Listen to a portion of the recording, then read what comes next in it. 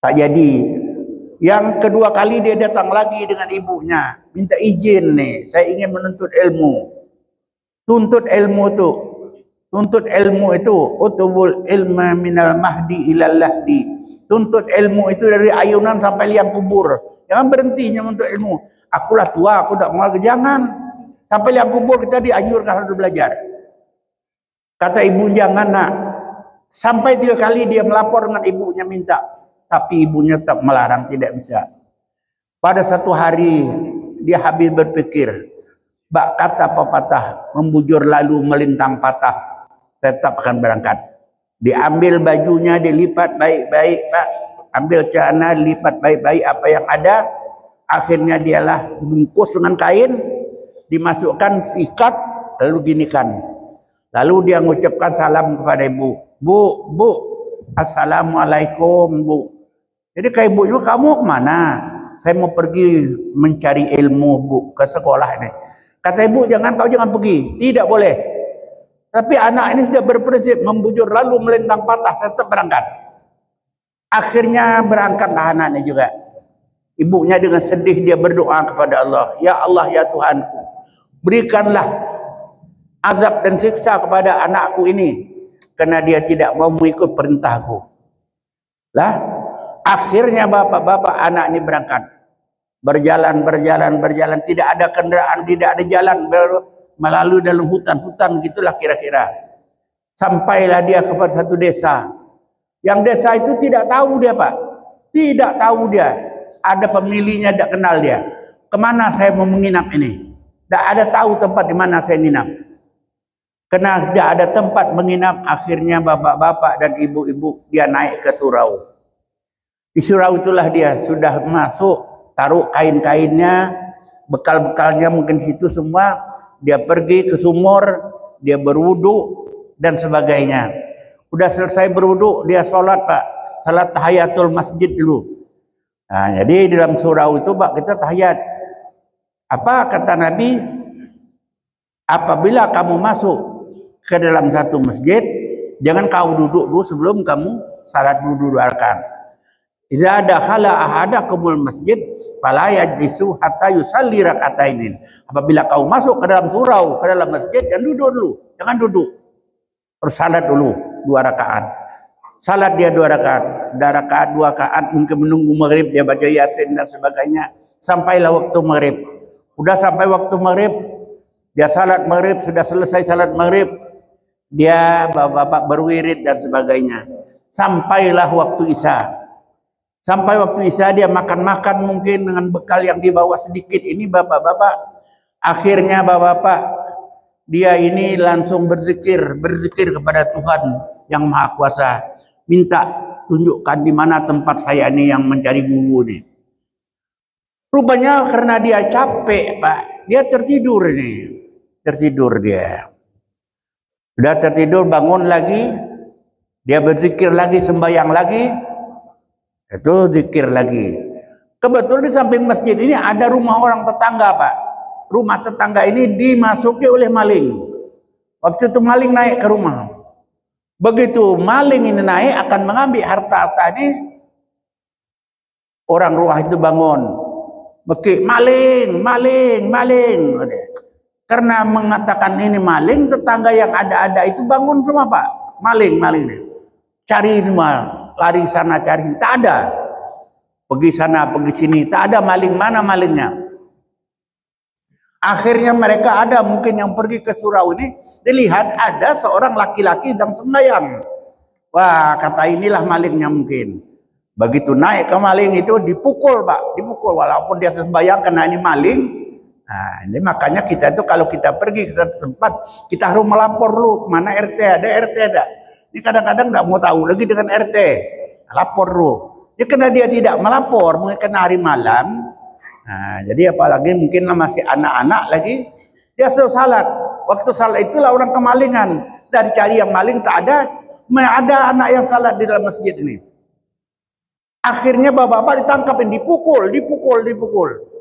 Dilaporkanlah berita ini kepada seorang raja bahwa kami telah dapat menangkap seorang maling yang mau masuk ke rumah kamu.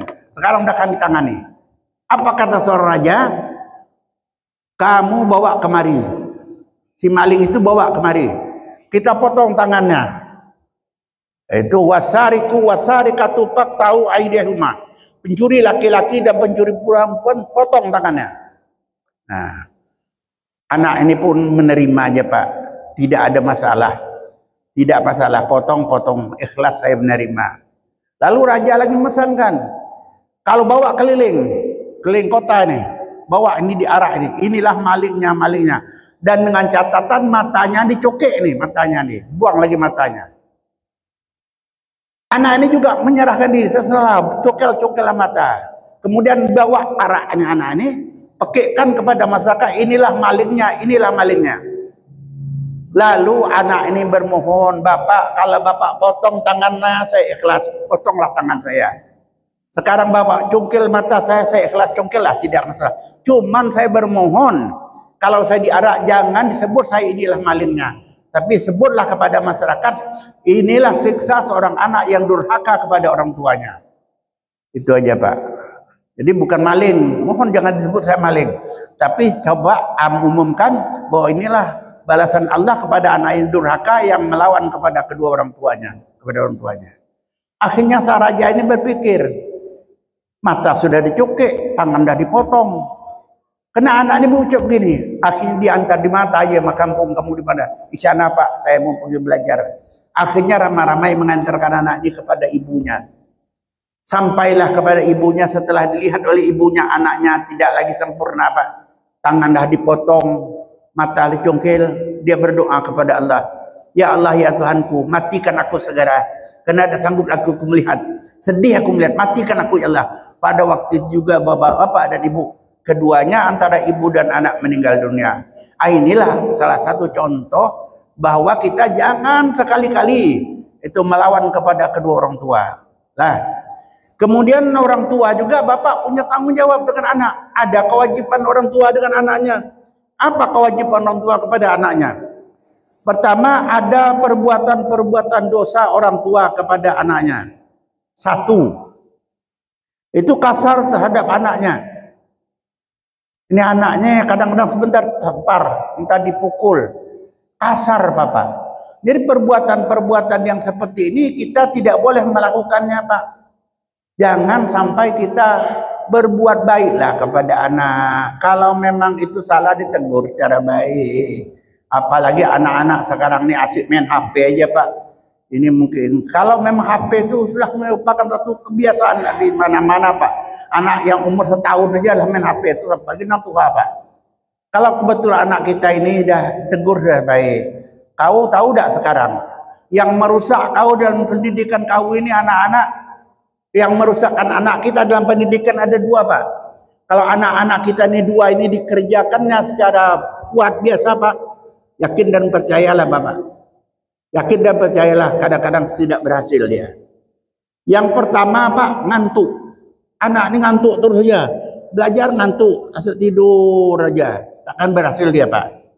Yang kedua anak-anak yang suka main HP nih. Tidak ada waktu lagi Pak. Tidak ada belajar lagi. Asik main HP aja. Apalagi ada ceweknya, aduh, itu aja kerjanya lagi. Biayanya bukan sedikit Pak. Biayanya bukan sedikit. Nah ini anak-anak yang seperti ini kalau memang terjadi pada anak-anak kita tegurlah secara baik. Jangan dimarahi aja.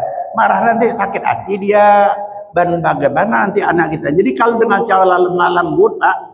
Inilah makanya nakal katakan laqad kana lakum fi rasulillahi uswatun hasanah. Sungguh Rasul itu pada diri Rasul itu contoh-contoh yang terbaik Pak. Zaid bin Sabit itu Pak 10 tahun hidup bersama Rasulullah, pembantu dia. Tapi tidak pernah belum sekalipun saya mendengar Rasulullah mencatat membacakan dengan saya yang kalimat yang buruk. Semua itu yang baik. Ini orang lain ini. 10 tahun Pak, tak pernah dia merasakan bahwa Rasulullah itu tidak pernah menyakiti hatinya. Dengan perkataan yang lemah lembut inilah bapak-bapak dan saudara-saudara. Jadi kita juga dengan anak-anak kita kalau memberi pelajaran dengan lemah lembut juga. Jangan kita kasar-kasar. Jadi kepada anaknya jangan kasar. Kedua, pilih kasih yang berlebihan terhadap anak-anaknya. Jadi berbeda-beda anak saya beberapa orang ini dibeda-bedakan. Kalau yang ini kurang baik, ini kalau yang bungsu ini apa yang mau dia belikan terus. Tentu yang lain ini nanti terasa tersinggung, dibeda-bedakan. Jadi kalau kita memang punya anak itu lebih, kita berikan, jangan nampak betul kita membeda-bedakan dengan anak kita.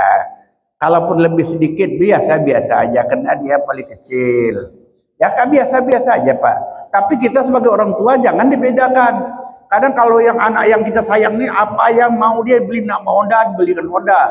Nah ini dibelikan. Sementara yang lain tidak dibelikan. Tentu sakit hati dia Pak. Nah, jadi kita sebagai orang tua juga harus. Makanya pada diri Rasulullah Sallallahu Alaihi Wasallam itu contoh tauladan yang baik Pak. Saya tidak pernah Pak mendengar satu sarjana di dunia ini Pak. Sarjana di dunia ini tidak pernah saya dengar bukan melihat, dengar. Yang titelnya Al-Amin Pak.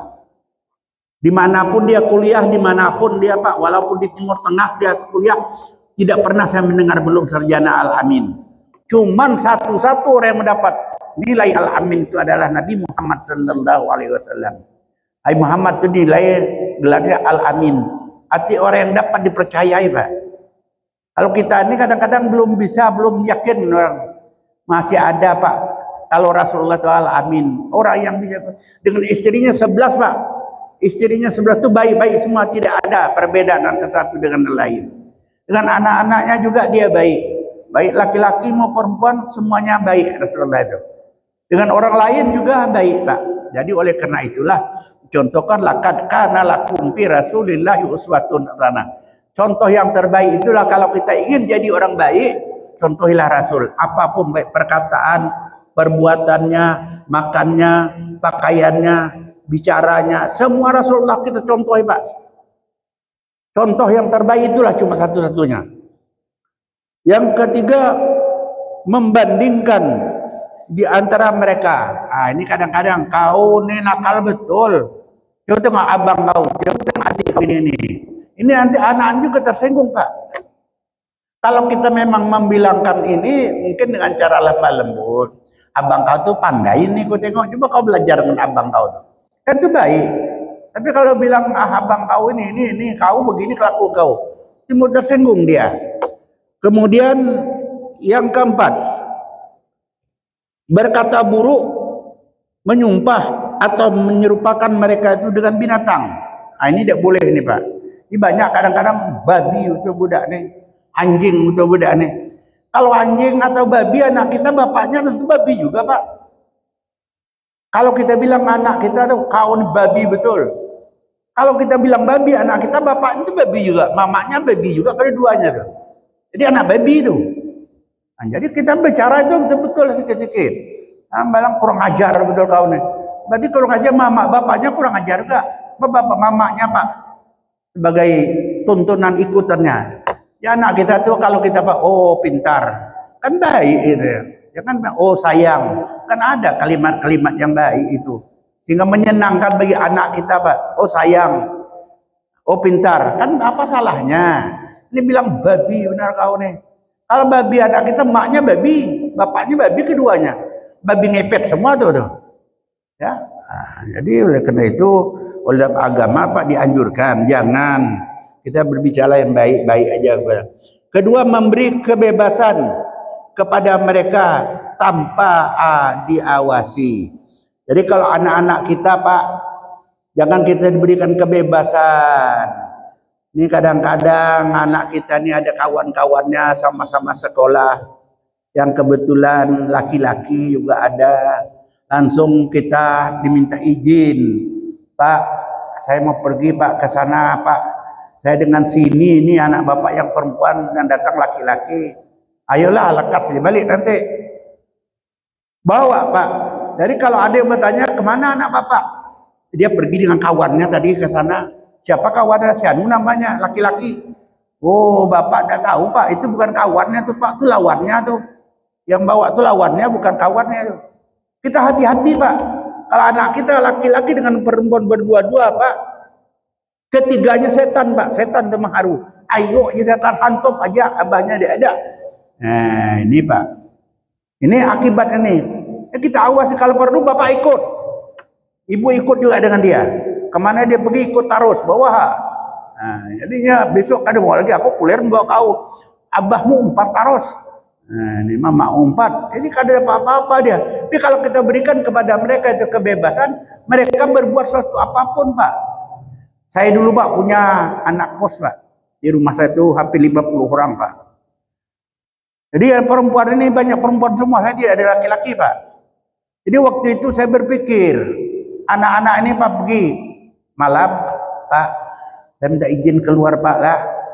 Kemana? Mau beli nasi, Pak, lapar perut. Yalah, nanti lekas balik ya, ya Pak. Dia pergi 2 orang atau 3 nanti, Pak. Tiba ke jembatan tuh dekat rumah saya tuh, yang berdua ini balik, Pak. Yang satu ini pergi nanti dengan laki-laki, beli nasi, beli mie rebus, beli mie goreng, bawa ke Parit 21 sana, Pak. Mancing dia kadang-kadang, duduk bersama-sama berdua-dua. Orang tidak ada, apa yang akan terjadi, Pak? Coba kita pikirkan. Apa yang kita pikirkan anak kita nih? Sedangkan orang tua aja, Pak, kalau berdua-dua bisa terjadi hal apa lagi anak-anak. Jadi oleh karena itulah Bapak-bapak dan saudara, kita harus hati-hati dengan anak kita. Kalau memang dia sudah besar, Pak, dia mau pergi, harus ada bertiga, dia harus ada orang tua yang mengawaninya. Sehingga dia tidak bisa berbuat apa-apa, Pak. Ini kita menjaga anak-anak kita.